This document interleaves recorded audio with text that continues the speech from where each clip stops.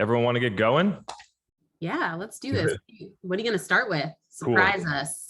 So first off, announcement. We got announcements I feel like every week, but I think this is a good one for people. And so on Thursday, at what time? Noon? 12 noon Eastern, Yeah, 9 Pacific. Thursday, July 15th at 12 p.m. Eastern. That's a European friendly time as well.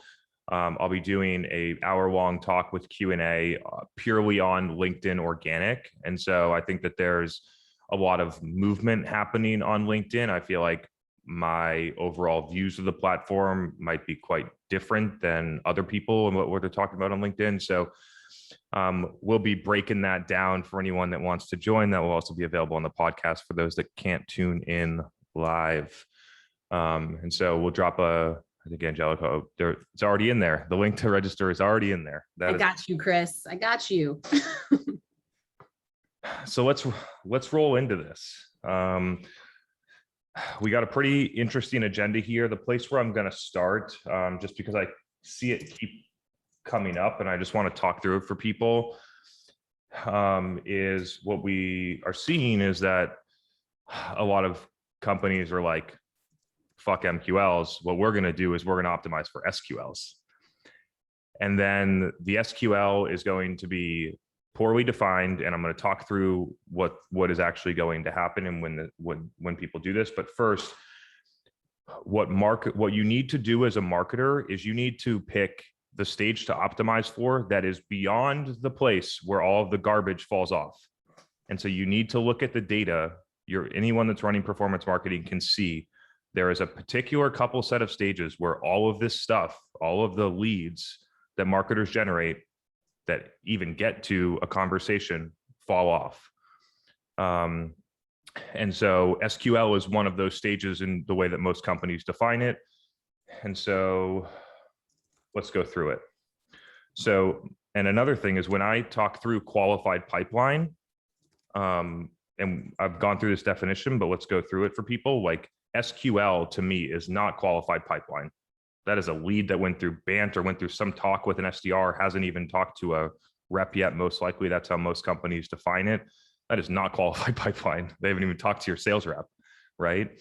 And so what I'm suggesting is that at least one stage, it's usually one stage further for companies, would be what I would call sales qualified opportunity, not sales qualified lead, which means that the rep has talked to the person, there's an amount attached to it, they've done a discovery or a demo, and you're going to win deals from that stage forward at minimum 20%. And so all of those criteria would make it an SQO. And the reason that we define it that way is because the AE will move anything that they don't think is going to close or is definitely not interested in buying to close loss before it gets there, which allows marketers to optimize in the right way. When you don't do this, and when the companies are optimizing for SQL one step further than MQL, you start to see behaviors like this. You start to see the behavior of $100 gift card to sit on a demo. And then if you went and talked to all of your sales reps afterwards, they're like, we're having demos, but they have no intent to buy. They get their gift card and then they move to close loss, but it helps the marketers hit their SQL target. And so that's one of the behavior. You see that a lot with gifting, gift cards, anything that's transactional to bribe someone into a demo is usually some of the behaviors that you see when marketers are optimizing for this specific metric. And the reason not to do it, I feel like it's sort of obvious at this point, but the reason not to do it is because it's misaligned with what your sales team needs. When your sales team is saying, hey, these people are not buying, and you look at the data and you say all of these people are sitting on a meeting and then moving to close lost, that is a waste of marketing dollars. That is a waste of sales people's time. It would be almost more productive to not do it at all, to completely do something else. And so I'm trying to drive home this message because it comes up once a week. And so if anyone has any specific questions on definitions, behaviors, anything like that, I'd love to pause and jump into Q&A on this one. So there's some debate in the chat on like, what is the right definition of MQL and SQL? People are debate or people are sharing like sort of historical definitions, it might be good for you just to break down what you think the ideal definitions should be. And Jess had a great question on if there's like a benchmark win rate for SQLs in your experience. So on the win rate, that's completely dependent on the market, the ACV, the company stage, the competitiveness in the category, the marketing strategy. There's no like benchmark win rate. If we wanted to, we could pull all customer data and then try and make an average. But even then it would, I think, be misleading because it's just not your data. What your goal is to do is look at your benchmarks and try and optimize against your own benchmarks. I don't use the MQL anymore. So I use an alternative, which I consider a high intent lead. And so a high intent lead would be a person that is a firmographically qualified account that is the right demographic persona. So firmographically qualified and asked to talk to a sales rep. Those two pieces combined equal a high intent lead. That's what we're going after. You can call it a high intent account if that makes you feel better. And then SQL for in most cases for companies is going to be that high intent lead gets routed to an SDR. The SDR is trying to get in touch with those people, potentially ask them some questions, and then try and book a meeting with the rep. And that at that point, it would be SQL when the meeting is booked. And then the rep would do the meeting. And then if the meeting went well and they did a discovery and they think that it's a good fit and they're going to pursue it, then they would move it into SQO. There might be some, every company, especially with complex like sales processes and things, are going to have other criteria, but that's generally the way that it's laid out.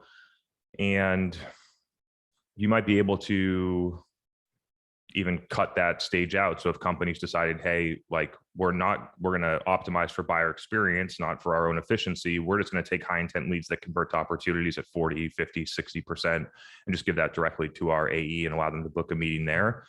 And you probably, shorten your sales cycles and increase your win rates just by doing that as well. Yeah, that was great. Don't have a ton of other questions on here. I don't know if there's any other like recommendations to take away of how people, misuse these definitions and then get caught in a bad trap. Like if there's anything else you want to add to close this one out.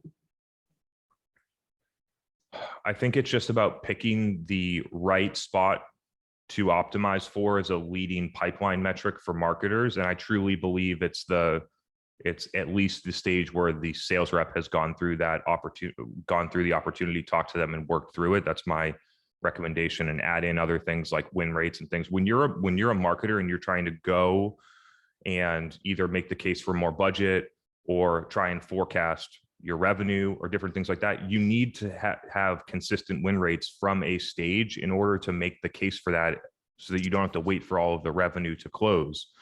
And so what I'm suggesting is to pick a place to optimize where you know that you're going to have a consistent win rate across those. And if you have the right high intent funnel, that should be for most companies SQO.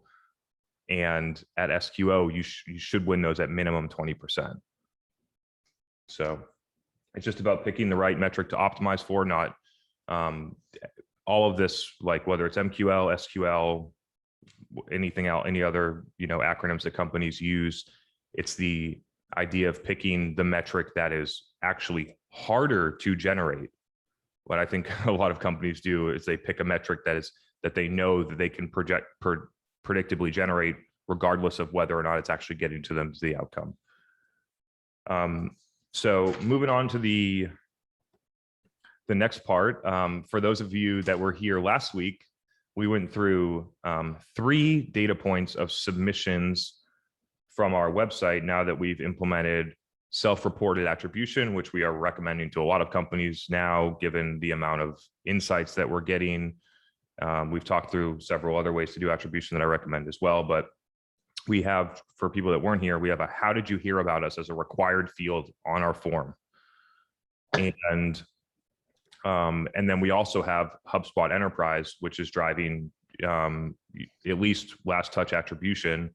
And then we have a multi-touch attribution software that is also looking at the data. So we have 3 different data points that are coming in here, and then we're comparing them. And so the 3 that we mentioned last week was basically HubSpot and multi-touch attribution tagged all three of them as either organic search or direct traffic or some combination of the two. And all three on self-reported attribution were LinkedIn, podcast, or word of mouth. And I'm suggesting that companies do this because if they went and saw what was actually coming through their demo form, it would most likely help them adjust their marketing strategy, or at least think differently about certain channels that they're using, I hope. And so let's go through a couple more data points. So excluding those, I can't count the amount that we've had total, but we've had probably somewhere between 15 and 20. And so excluding the three that we just mentioned, we have enough data from another week about the submissions that I'm going to go through. And I'm not going to go through them one by one, but I'm going to talk about them in aggregate. And so in terms of aggregate attribution from HubSpot Enterprise, we have 10 organic search,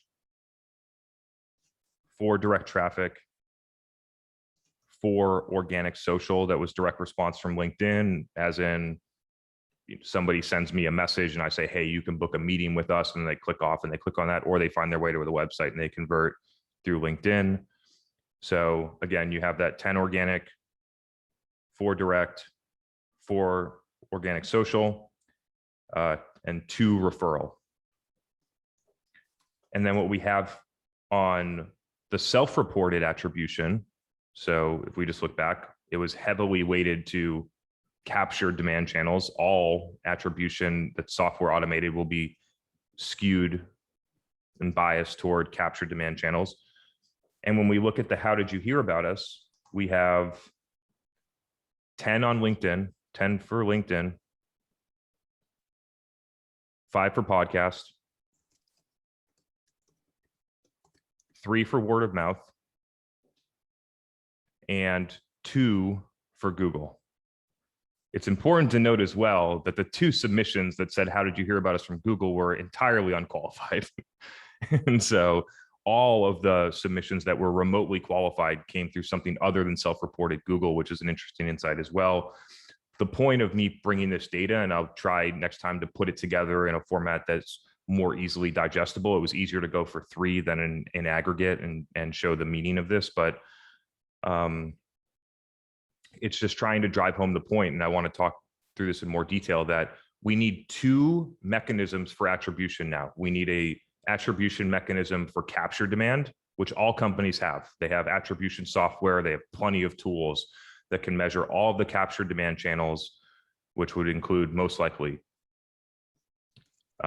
Google paid or organic, review sites, aggregators, referral traffic, affiliates, anything that's transactional, lower funnel, direct response.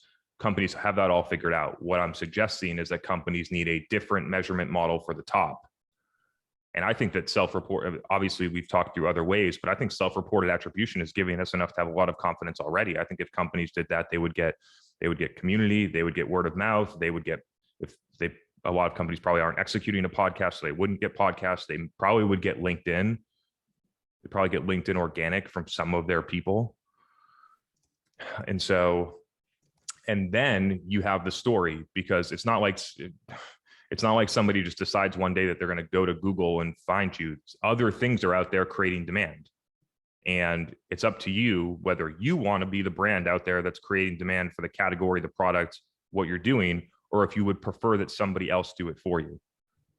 And so this is a way to try and help executives understand, look, there is actually 2 places where we need to win right now. And it's way more advantageous to win and create demand. The impact is way higher than what we're doing right now. So we got some really good questions on this topic. Is now a good time to interject? For sure. So I got our loyal friend, Matt, Tracy Strauss, and Michael that I'll bring on. But Matt's question is a little more like philosophical, but I want to hear your answer to this. And then we'll get into some other more specific questions. Matt, you are on Demand Gen Live. On down. I'm on live again. Okay. So yeah, my question is, do you think marketing is afraid of self-reported attribution because of what they may find in it, or having to explain it to executives when they dove in and looked at what people were saying they were converting off of? Why do you think people would be scared? I think there would be like, they would have difficulty explaining it to executives, and executives would look at it as a reflection that maybe the marketing program they're running could be ineffective. So I'm thinking about when you do self-reported, you'll get a lot of things around word of mouth or stuff like that. If you're not running something like a podcast, or you're not doing a lot of PR or something like that. And so it'll be a lot of heard it from a friend, maybe it was a trade show from years ago or something like that. And so I wonder if there's a fear around self-reported attribution because they may face a truth that maybe they don't want to about how effective their programs are. And so my guess of what would happen, I'm not really sure, this is just a hypothesis. My guess of what would happen if you weren't creating effective demand, but you did have a product that people like, is that you would get a lot of word of mouth, but then the self-reported attribution would just reflect the capture demand channel, not the create demand channel. And so I think it would confirm. And I think that if you get confirmation, if your self-reported attribution and your multi-touch attribution or software, if those two things are reporting the same thing, you're in trouble. Right. Because they're actually in two different places. I think you need the impact in a different place.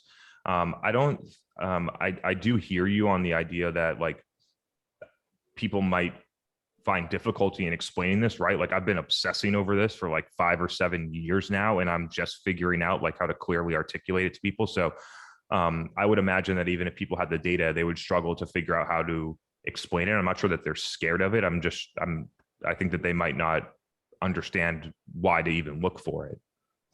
Sure. I'm saying scared is more like tongue in cheek. Like they're kind of like nervous about what they'd find, whether it would confirm or deny whether their programs were working or not, or whether they had to do things that maybe they were uncomfortable doing because that self-reported data was suggesting they do things that they haven't done before.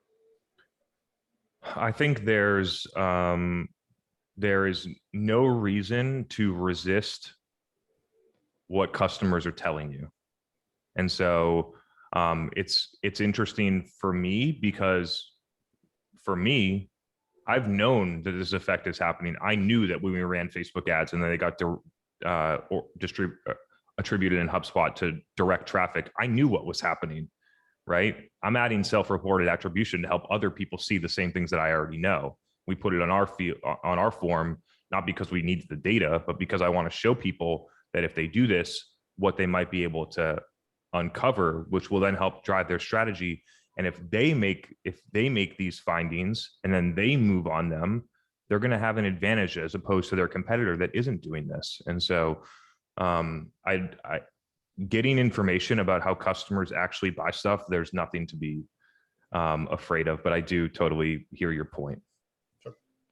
Yeah, I think that's a good question, Matt. You're right, Chris, but I think that there is a sense of like, I think that's why a lot of people aren't even making other changes and continue to do the things that don't work. It's the fear of the unknown. So yeah, I don't think, I got a question on this on LinkedIn today. I don't think that people aren't doing this because they're not how do I say this?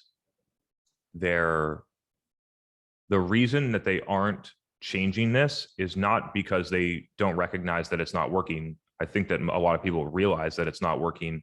The challenge is that they don't have an alternative thing to do. They don't know what else to do. And so when you don't know what else to do, even for me, if that's the situation, I would recommend that you keep doing what you're doing. Otherwise, you might completely break the entire system and you're going to potentially lose your job. And so what people need, and what I was able to find through experimentation in an environment that people allowed me to figure these things out, is you need to be able to build an alternative way inside of your company to get this done. Yeah, good point.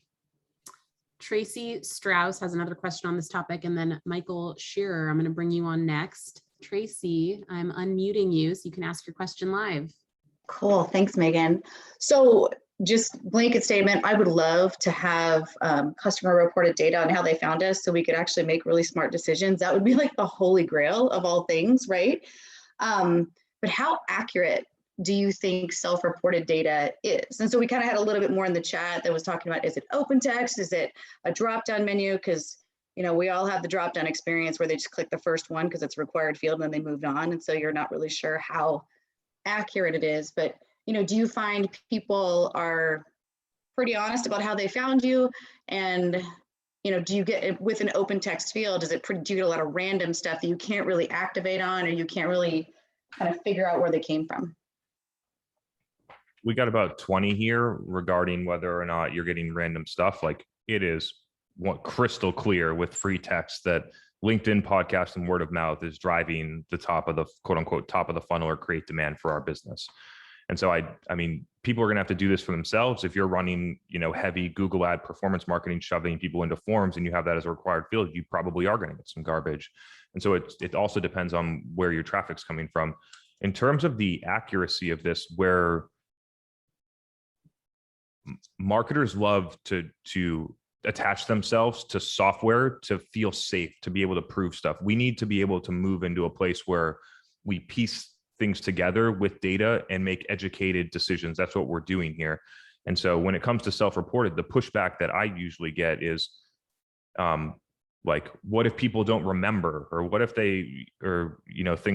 what if they read a blog 19 months ago and that was actually the first touch, but then they report LinkedIn for you and the blog doesn't get credit? And the reason, what I say back to them is the self-reported channel is most likely the one that the person remembers, AKA the one that made the most impact for them. So when people are reporting LinkedIn and podcasts to us, it wasn't one impression on LinkedIn. These people have most likely been listening for a long time, which is that built up to drive that action. The second piece is that if they read the blog 19 months ago, you would most likely still have that data in multi-touch attribution. And so it's an added data point. It's not like you're saying, oh, our blog is useless, let's just move on whatever this is here. You have attribution that you're using today, and then you're using a different mechanism to try and put together what's really happening. And for us, it's been a very clear signal on what we already knew. And I'd love a couple of people maybe that are live on this Zoom to try it out with their company and see what they find and report back. It would be really interesting to look at it in the wild. Do you have a follow-up, Tracy? No, that makes perfect sense that, you use this as a data point along with your multi-touch attribution and things, but, we're in the process of building a new website now. So I'm getting a great idea for my form that we can implement now and give it a whirl. You can report back when you get it live. Yeah. Happy to do it. All right, Michael's got another specific question, so I'll bring you on to ask. Welcome, Michael, to the show. Yeah, thanks for having me. First time. And I'll report back on the how did you hear about us, because as soon as I saw that recommendation, I think this weekend I put it in play in a couple forums on our site. So I'll let you know. Cool. But my question is really around the organic. I did this exercise of self-reported attribution for my team because I'm trying to justify variable spend for next year, trying to champion a lot of the concepts that you've been promoting, Chris. And I basically, what I branched things out into was organic search branded and organic search non-branded, because my story is people who come in when they found my company, landed on my homepage, it is very likely that they have already learned about us through some other content, through peer suggestions, through the dark funnel, so to speak. And so I'm wondering, the question was, do you report similarly, and do you monitor your channels in that people came on brand or on a specific topic where I helped solve somebody's problem and they wanted to learn more? Are you assuming because they landed on the homepage that it was a branded search? Yes. Mostly. Yeah, because of SSL walk. So it's like, well, because I examine what my homepage ranks for keywords, and there's nothing that's non-branded. So that's kind of how I assess that. Got it. Yeah. So you don't have the exact data, but you're piecing it together to make an educated decision that these are branded, which is also what we do. Yep. So the things that we're looking at are demo page views would be the first one. And then moving up, I've looked at organic traffic to the homepage, and I've looked at direct traffic to the homepage, and I've just looked at organic traffic and direct traffic within the region that we're targeting. And so I think you'll have to look at your GA data and look at trends to understand that. The one that seems to be really strongly correlated with demo page views and demo conversions is actually direct traffic. And so that's what we're seeing in the data. I've looked at that across like 8 or 10 companies, so it's not a huge data set. But I think that your assumption of the idea that organic search, I think, or direct traffic, those two things that land on a homepage is probably a good metric, but you just want to validate that it's a leading metric that's correlated with other things that you want. That's fair. Yeah, when I think of direct search, I think of somebody who's honestly saved our homepage, in which I would find that maybe not all that common, because that's really not an entry point for a lot of the shares we do, but it is a good call out for sure. All right, Thanks, good Chris. question, Michael. That was a nice little segment there, but that wraps up the questions on this topic. It's nice because we're going to transition into something else about the website, something that I have been encountering a lot, talking to different companies. Basically, the situation when this happens is somebody hits me up and it's like, hey, our demos are down by like 60%. Like, we need someone to come in here and look. And so I'll talk through, I wasn't planning on it, but I'll talk through my process about how I go and when this drops, I'll go through and figure it out. And then we'll actually get to the agenda topic.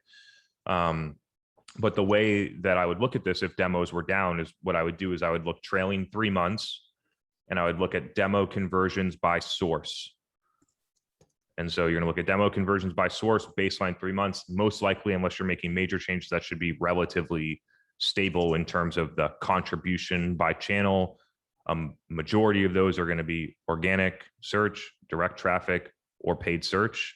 It's going to be a majority of these conversions for most companies that I interact with. And then in the month that's happening, I'm going to then look at the sources and figure out, where are the holes? Where are things missing? And so I'll go through that process and I'll look. And some things, for an example of what I would see, is branded paid search contribution is way down. And then I'll look and I'll be like, oh, and direct traffic contribution is way down.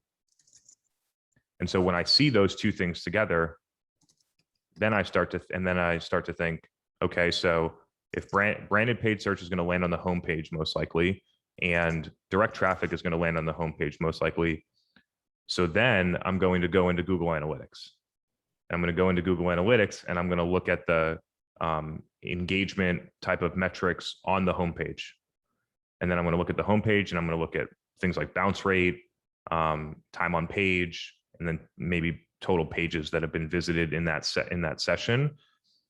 And things that you might see is bounce rate on the homepage goes up, or time on site goes down. And the reason that I put all of that like context behind it is because usually when these types of major drops happen, there's only two things that could happen. There's a major influence in the market, like COVID or something else. There's a lot of other causes outside of like major things like COVID that would cause that to happen. But the more likely one is that you've done something to alter your website funnel. And then you go in and you're like, okay, what did you change in your homepage over the last 30 days? And then they're like, well, we changed the button color, we added this video here, and we did this all within the hero. And it's like, okay, so when somebody lands on your homepage now, instead of going, okay, I want to click on a demo and convert, we're going to give them this shitty video, and then they're going to bounce. And so there's more examples of this. A lot of companies are trying to move into product led because it's so hot right now. And they just think that they'll get a demo button. And what they'll do is they'll just put a second button next to it that says free trial. And they'll launch that and they'll think, okay, great. We're going to get a bunch of free trials and we're going to get the same amount of demos. And what actually happens is everyone that was going to click a demo actually clicks on free trial. Your sales team doesn't get any demos that month. And you revert back to what you were doing before because your sales team is starving. Making these types of changes, if you have a sophisticated demand system like what we're talking about, there should be absolutely no reason that you make changes to the homepage or that entire flow into the demo page. That would include demo page, that would include main navigation, that would include button text and button color, that would include anything in the hero, and ideally anything in the homepage. You do not make any changes on that without large scale A/B testing to validate and verify that you're getting at least the same results, if not better.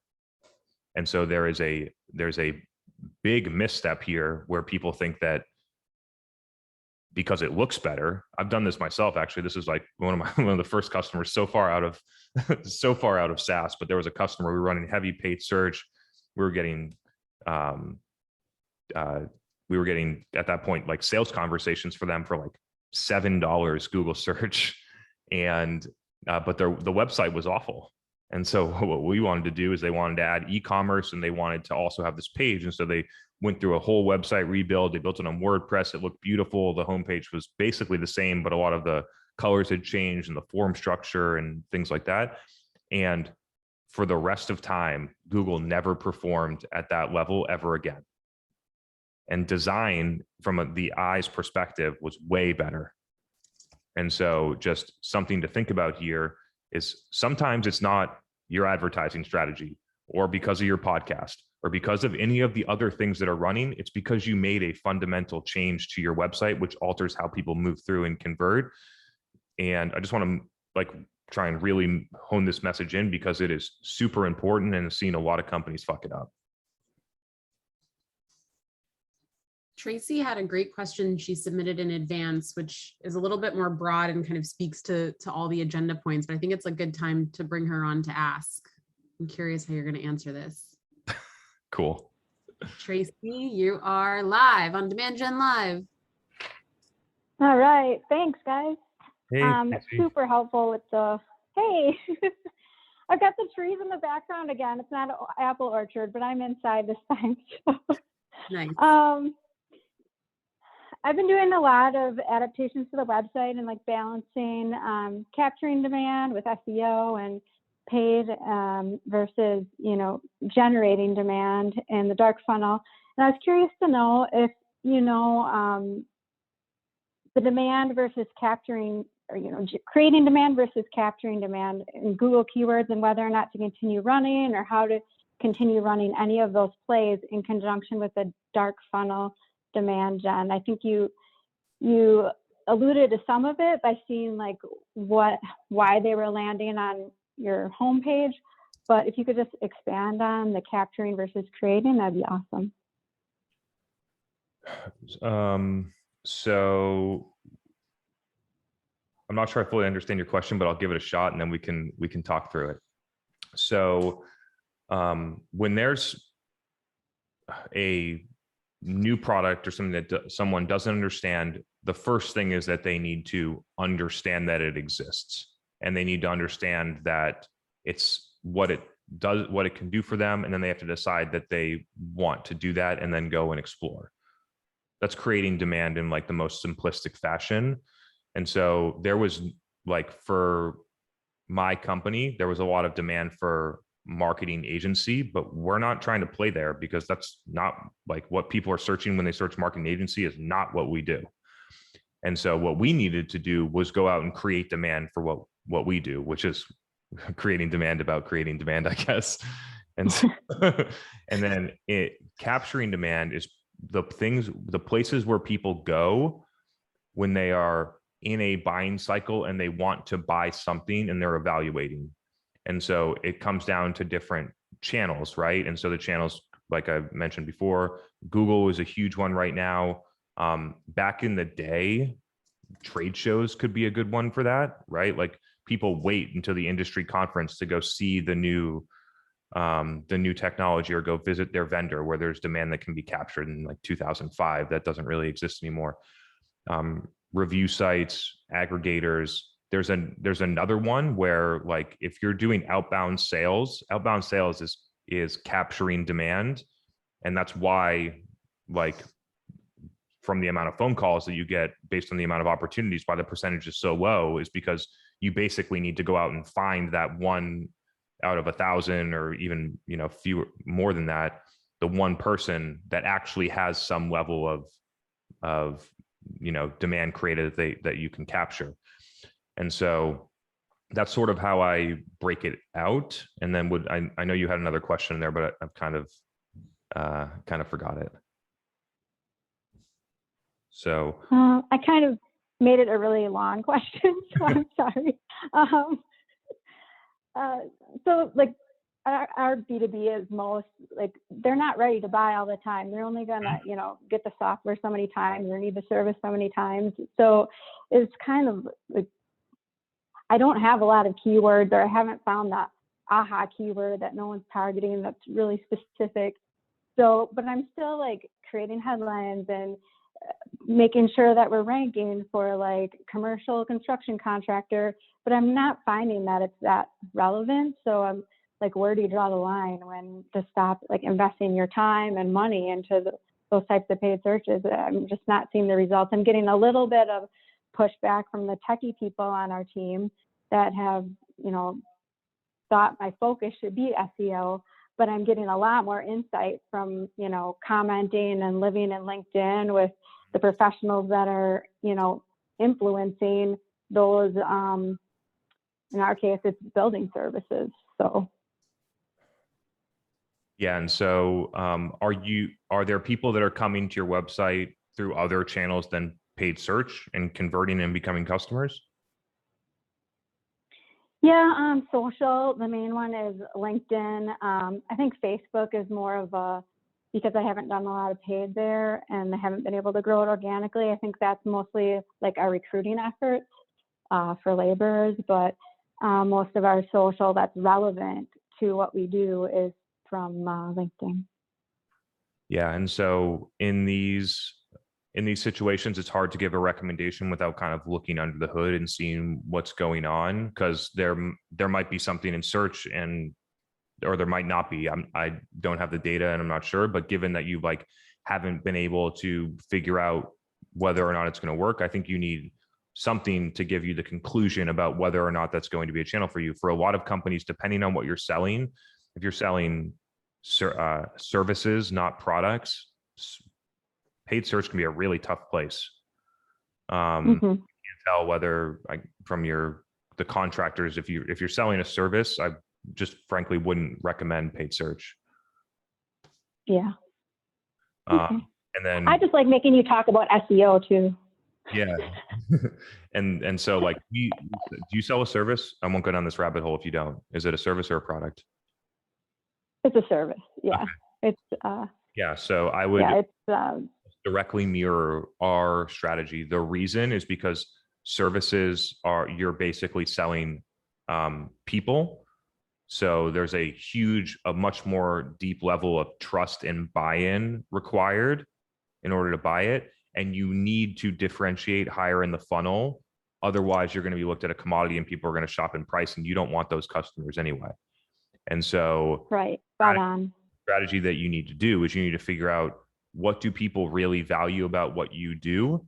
How do you go out and find them and educate them and create demand in a similar model that we do? Your channels might be different because it's construction.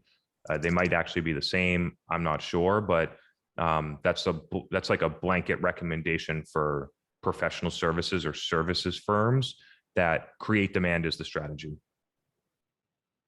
Like makes sense. Thank you. Mentioned with the attribution here, like our only two that came and they reported they found us through Google so far were both complete garbage. Like not even close to a business that could work with us. And that's whether you're in a product-led company, enterprise SaaS, or services. When you play in search, in a lot of cases, you're playing at the bottom of the funnel, and people are making decisions higher, and you're going to get people that are price shopping, SMB customers that are going to sign up for your free trial and never pay you. Those are some of the things that you get in high volume when you optimize in search at this time. Nice back and forth there. Yeah. Andrew has a great question with some context there. So I'm going to bring him on next to keep the AMA going. I just unmuted you, Andrew. Welcome to Demand Gen Live. It's like my new thing. Well, Megan said it's a great question, so that gives me more confidence that it might be. So Chris, in our case, it wasn't that marketing had a flood of MQLs we just started with no marketing at all. So we had a full cycle AE, I think you would call it, with no marketing. We invested into client success, then SDRs were hired, and just recently started investing into marketing. And we're executing on events, community collaborations with industry leaders, our podcast. And it still feels like the SDR account executive outreach is still way out of ratio to demand if we were to optimize it and redo it from the beginning. So there's a lot of cold outbound happening that's, not working amazingly well. Mm-hmm. So like, how would you approach modernizing what those SDRs and AEs are doing today as we start to resource marketing and increase what we're doing to create inbound today? Yeah. So I'll reference for people that want to learn more about this. I did a episode with Mark Roberge that came on here that describes this exact situation. And I've been an employee at a company that did this exact thing. It's called scaling sales before you have product market fit. And so what happens is then you end up having a lot of sales resources that are doing outbound at a very ineffective rate. And then you're going to try and bring in marketing, think they're going to save the day. But the real problem is you don't know who you're selling to or your customers. I'm not talking about you specifically, Andrew, I promise. It's just like the statement. I'm more talking because I've been in businesses like this before. And this is exactly what happens. You have 6 SDRs, 6 AEs, 2 people in marketing, and you don't have a strategy except for collect leads and try and sell to them because you're at 800K ARR or something. And so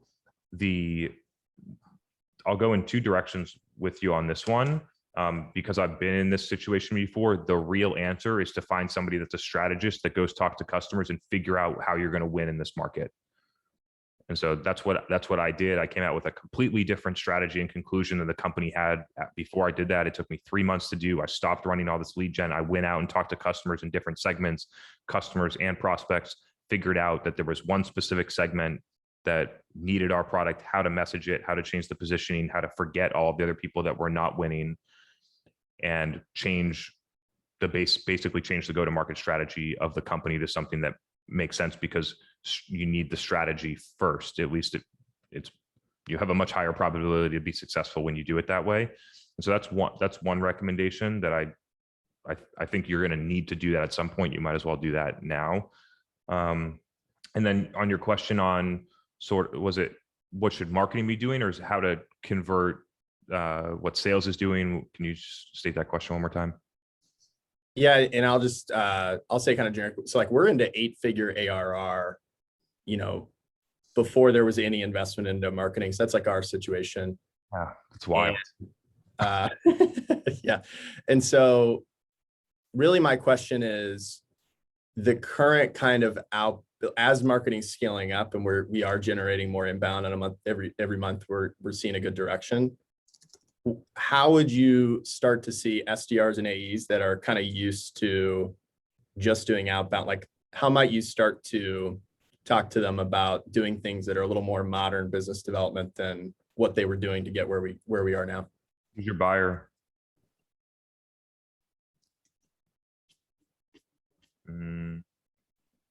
Can't see, Andrew. Can you still hear me? Who's your buyer? Oh, sorry. So our buyers are mainly SMBs. Is it deal size? Call it 50K ACV. Is it the CEO? Is it the CTO? Is it the marketing manager? Yeah, business owner. Business owner. Okay. Yeah. So the reason I asked that question is because in a lot of cases, if you were selling to the CTO or the CFO, then some of these strategies probably wouldn't apply, because your sales is going to be out there trying to create content that attracts the CFO or speaks to them, and that's probably not going to work very well. But given that you're speaking to a business owner, you could most likely figure out how to get this done with those resources. So how would I think about doing this? Is step 1, as a marketer, I would try and model the behavior that's going to work and demonstrate that it works. When people basically pave the way, when people see how it's done and see it work and realize that it can help them hit their goals, they will follow. And so I think that's the best way. You can also that's what I've done. You can always try and coach the sales reps. I just haven't found that to be a very effective way to get things done. So I think it's like kind of speaking with actions and showing the way to drive success. I always found it fascinating as a marketer in some of the companies, because I would go in, I would run ads, I would have conversations with buyers, I would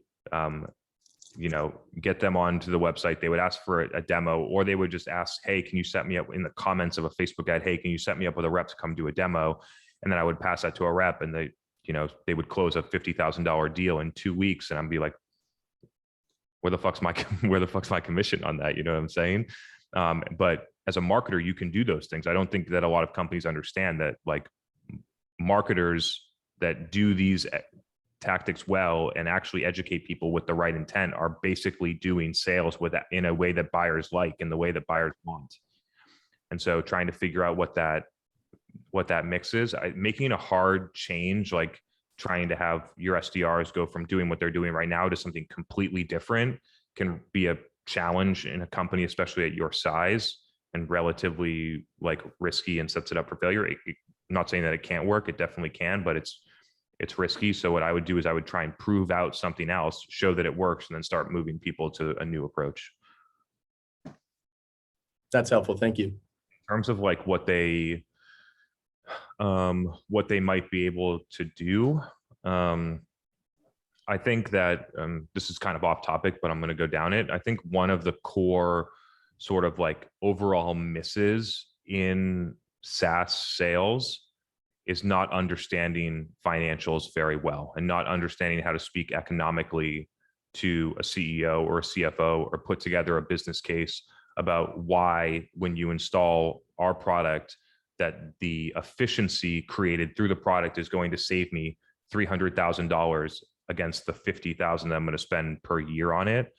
And so, or the amount of revenue, if you're a revenue producing product, not an efficiency product, the amount of projected revenue based on some type of customer benchmarks or historicals that is going to be able to put together a business case of, you're going to spend $50,000 and based on the data, you're going to get $500,000 back every year.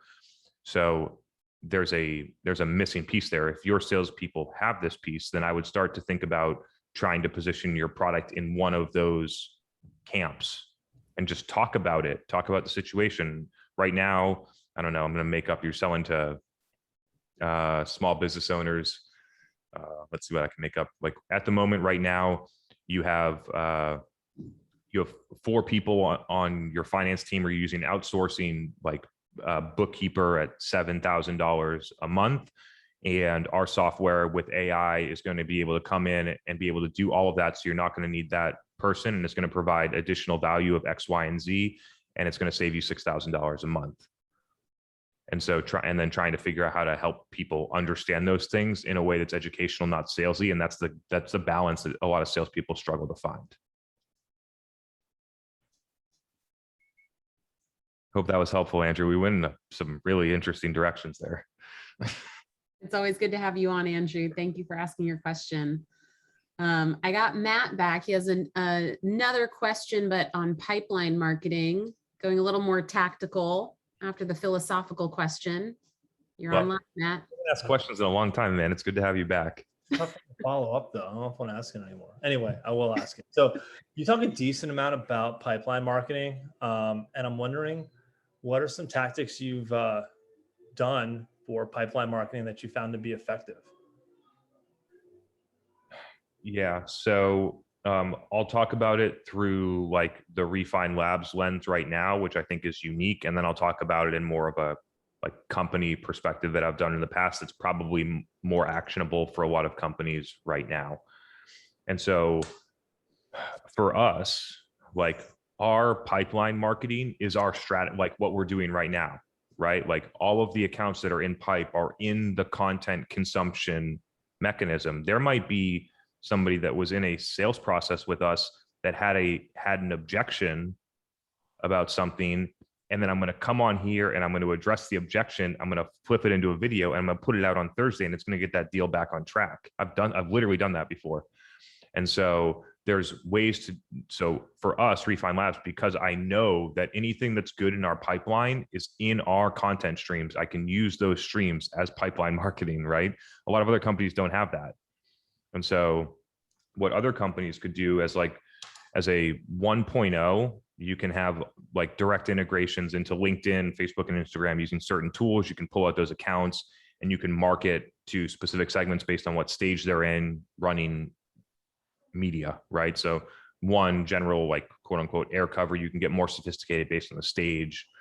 You can get more sophisticated based on the buying group or persona. There's a lot of things that you could do there just from like a ads or media perspective. The next one that a lot of people use is events, and more like a sales event, not a marketing event. You know what I'm saying? And so that would be like getting people together for a dinner or an educational roundtable. That's typically either one prospect there, or a couple of prospects and a couple of customers to facilitate cross-pollination. We've had a lot of success with those types. Obviously, like COVID's in a different place about, you know, having people at dinners, but we're kind of moving past that right now.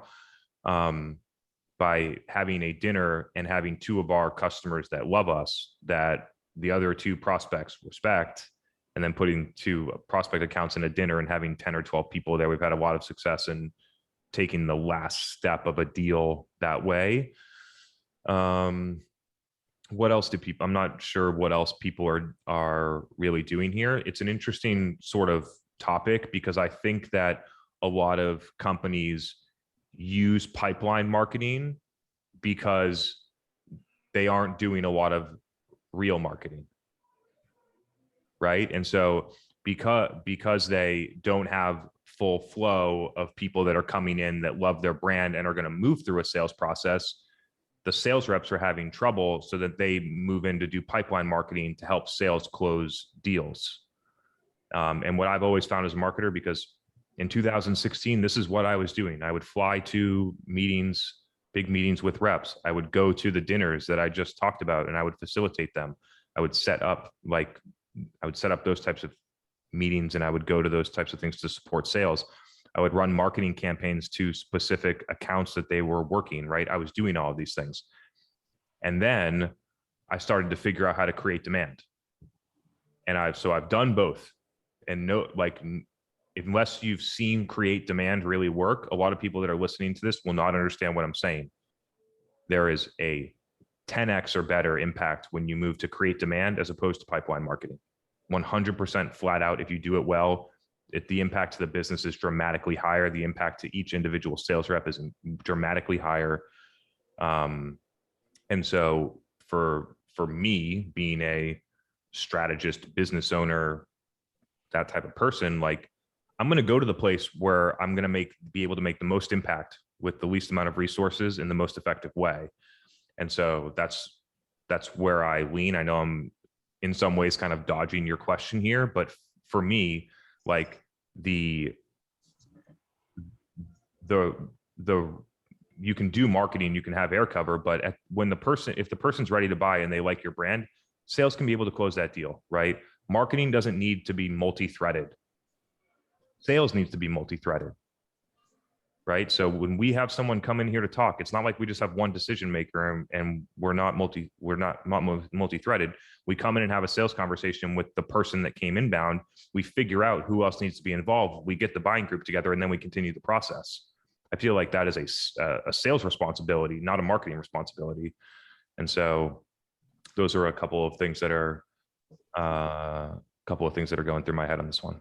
Yeah, I think the point on the making the video, because you have people in your content stream, is super interesting. I mean, I think of pipeline marketing a lot. What I've done in the past has been running bottom funnel emails, or maybe a kind of case study kind of webinar to people who are, in a buying stage. So I was just curious what other things that you had done with success in your career. Some of that stuff was really interesting. Appreciate that. Cool. What about like direct mail? I know we were thinking about potential experiments there.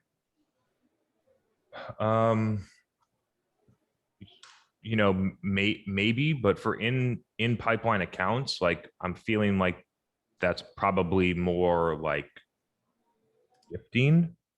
And so the thing that I ask myself here, just so people understand where I'm coming from, is like, does marketing need to do this stuff or could sales do it? That's basically what I'm asking. And so like for an account that's already in pipeline, like you want to send someone a gift, like sales has tools and they could do that themselves. I don't know if we need marketing to do those those things. And when I'm thinking about gifting, I'm thinking about surprise and delight for customers, not acquisition. And when I'm thinking about direct mail, I'm thinking about acquisition, not pipeline marketing. Cool, makes sense. Question. I promised Anna that I'd get a question in. She is going to listen tomorrow when we publish. So her question is around YouTube for SEO purposes. She was curious how much effort you've put into that channel, what you do with that channel, what results you get from it and how it's going. She says, I think you used to do that before, or you're working on it now. So she's just curious to know what your experience is with YouTube for SEO. Yeah, it's a really good question. It's something that's becoming more top of mind for me and a lot of other people. Gaetano and I were talking about that on a recent podcast as well. He's moving into it the reason being is that one, the competition in YouTube SEO is way lower in B2B versus Google SEO. The second factor that's going on is that a lot of the searches that would normally have an organic result, Google is prioritizing the video results. And so if you can hit that for some high volume, high intent keywords, you can really strike gold in Google. You can bypass somebody that's ranking way higher than you in organic search by having a YouTube video come through. And so those are the sort of the reasons why the things that are going on in the market. In terms of YouTube SEO, I'll be transparent. We post a lot of videos on YouTube. We haven't considered a ton in terms of SEO, except for optimizing titles, but there is way more that we could do here. So some of the things that we intend to do when sort of bandwidth and resources allow, we're at the moment going way deeper into podcasts and events. So if you've noticed, we're putting on an event every other Thursday, that's going to become every Thursday. And so instead of trying to open up YouTube SEO, we're actually just going harder in channels that are already working. That's a lesson for people as well. I think a lot of people will move to a new channel instead of continuing to go on something that's clearly already working. And so we're just having discipline with that philosophy generally. But things that I would do on YouTube SEO, right now we post our videos that are 60 minutes. I would cut those into specific segments that answer specific questions. And I would, instead of having one video that's optimized around the title of the event, I would have 6 to 10 videos that are optimized around a specific topic or search query that people would be asking. You can do a lot more in the metadata, the title tags, other things like that. In YouTube, you can think about how you would direct traffic off of YouTube. Those are the first couple of things that I would hit off my list if I did them. At the moment, we're just, like I mentioned, we're just posting the 90-minute raw video so people can consume it as if they were consuming it as an alternative to a podcast. They wanted to watch the video for whatever reason. And that's not necessarily the ideal strategy in YouTube SEO, but people that are considering YouTube SEO, you're going to need a high volume video strategy to have success here. And so if you're a company and you're producing one video podcast a month, which a lot of companies are doing that or less, YouTube SEO may not be the first place that I would go. And then before you think about YouTube SEO, just a PSA is I would audit all of your channels and I would look deeply about, okay, which channels are really working and can we get more out of one of these before we go into something new? Those are the recommendations that I have there. Nice. Jess has some in here, some call outs to subscribe, click the bell, to increase rankings and subscribers and things like that. Similar on podcasts, by the way, shout out to all the podcast listeners. If you're listening to this podcast and you are still on here after about an hour of live, if you could just pause this real quick and provide a 5-star rating or whatever rating you prefer. If you've gotten so far here, it's got to be probably 5 stars, which is great. Just drop a rating in there because it helps our rankings and things like that. Appreciate that. Okay. Yeah. So also the same thing, the same effect happens in podcast rankings. So appreciate that, Jess. Nice plug there, Chris. We might, maybe we have an early I'm good. early show tonight. We kind of tapped out on questions. Do you want to close out with a little teaser for the state of LinkedIn organic on Thursday? We dropped the registration link a few times. What are you gonna cover? Want to give us a little taste of the keynote? I'm not going to talk through what I'm going to cover because I don't want to give the keynote right now, but I will say what prompted this, the talk on this topic is that there was a LinkedIn poll, all the polls that people love to do about dumb stuff, the statement was like the opportunity for LinkedIn has closed. And it's just 100% not true and 100% premature statement. The opportunity on LinkedIn is real. It still exists. Is organic reach going down? Yes, I can try and pull some data and we'll have that ready for Thursday. Are more people posting? Yes. Is it harder to create more followers without going like complete fluff text post content that just the algorithm loves? Yeah, like as platforms mature, they get more challenging. It doesn't mean that you can't win there. There are people that, I don't know, there was an early time in Instagram, but a lot of people got on to Instagram 2016 to 2018 and built up to 1 million followers and do that and have a lot of success. So, and that opportunity still exists on LinkedIn. And I believe that the window is probably 2 to 3 more years. And I think just the way that I'm going to be talking through our LinkedIn strategy, which I think is completely unique relative to other things that you see here, the way that we think about it, the way that we actually execute, how we've thought about the mix of video and audio, how we thought about personal profiles versus company pages. I'm going to break all those things down because I think people have a lot of beliefs about like a company page, for instance. I think when I say LinkedIn company page, a lot of people, the first thing that goes in their mind, waste of time. Employees have way more reach. We're going to talk through the reason why we continue to invest in the LinkedIn company page and how dynamics of platforms can change, which can create a massive advantage when it wasn't working at the beginning. And so those are a couple like teaser topics, and we're going to get into a lot of detail. And I think that one will have an awesome Q&A. And so if anyone can make it, feel free to drop it in, but I'll try and come with data insights where I see the platform moving, opportunities for people, and then we'll do Q&A. That's exactly what I was hoping for a teaser, Chris. Well done. Cool. All right, everyone. On that note, maybe we'll see you on Thursday. Otherwise, love seeing you here every night. Appreciate all of you. Hope this was helpful, and hope to see you again next week. It's fun to see you guys tonight. Have a good week. Thank you.